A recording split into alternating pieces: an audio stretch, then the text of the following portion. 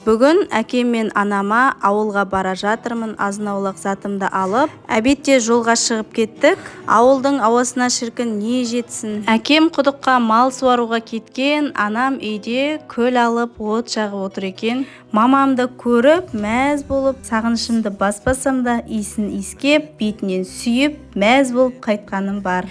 Анамның дайындап қойған ыстық сорпасын ішіп, шоқтың шайымен шай ішіп, мәз болып әңгімемізді айтып, әкем келе сала малға кетіп қалған. Үйде 5 ай баққан қошақандарымды ауылға келіп көп қойдың арасына қостым.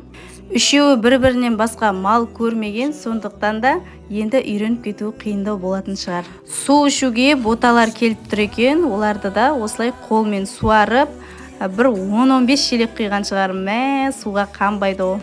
Әрине бәрі әкеміздің арқасы. Дәл осы водовозымен сарғадан суды тасып, малдарын суарып отырады.